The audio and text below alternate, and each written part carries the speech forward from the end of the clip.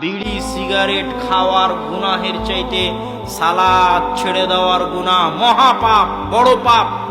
আল্লাহ সুবহানাহু ওয়া তাআলার নিষেধ হচ্ছে জেনা করা হারাম। জেনা করার গুনাহের চাইতে সালাত ছেড়ে দেওয়ার গুনাহ মহাপাপ, বড় পাপ। আল্লাহ সুবহানাহু ওয়া তাআলার নিষেধ অমান্য করার চাইতে আল্লাহর আদেশ, আল্লাহর অর্ডার অমান্য করা মহাপাপ, বড় পাপ। এই জন্য কেউ যদি সুদ খায় তবুও সালাত আদায় করতে বাধ্য, কেউ যদি ঘুষ খায় তবুও সালাত আদায় করতে বাধ্য, কেউ যদি অন্যায় কাজে লিপ্ত থাকে তবুও সালাত আদায় করতে বাধ্য, কেউ যদি নেশাদার দ্রব্য পান করে তবুও সালাত আদায় করতে বাধ্য। নেশাদার দ্রব্যের অজুহাতে, সুদের অজুহাতে, ঘুষের অজুহাতে, হারাম ইনকামের অজুহাতে সালাত বাদ দিতে পাবে না। আর ওর গুনাহের কারণে ওর সালাতকে ছোট করা যাবে না। কি জন্য? ইবনুল কাইয়িম রাহিমাহুল্লাহ লিখছেন তার বইয়ের মধ্যে যে ব্যক্তি একই সাথে সুদও খাচ্ছে, তার আগে একটু ভূমিকা বলে নেই। আমাদের মনের মধ্যে কি প্রশ্ন কাজ করে? আমাদের মনের মধ্যে প্রশ্ন কাজ করে যে আল্লাহ সুবহানাহু ওয়া তাআলা এবং তার রাসূল তো বলে দিয়েছেন, কি বলেছেন? মাতাআমুহু হারামুন ওয়া মাশরাবুহু হারামুন ওয়া মালবাসুহু হারামুন।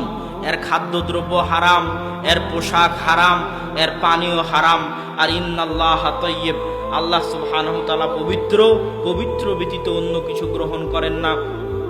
এর আয়, ইনকাম, উপার্জন সবই হারাম। তো আল্লাহ সুবহানাহু ওয়া তাআলা এর ইবাদত কবুল করবেন না, এ কথা ঠিক।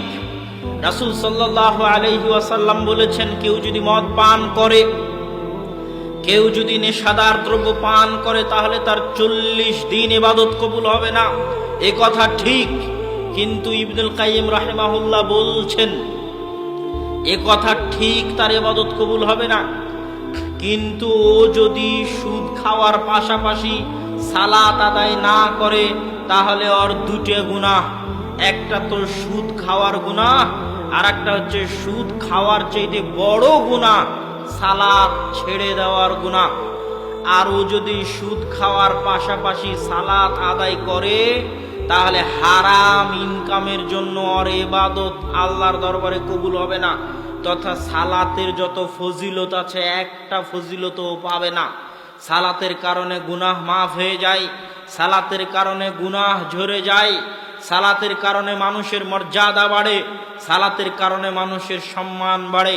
সালাতের যত ফজিলত আছে একটাও পাবে না, সালাতের যত নেকি আছে একটাও পাবে না, কিন্তু সালাত ছেড়ে দেওয়ার গুনাহ থেকে বেঁচে যাবে।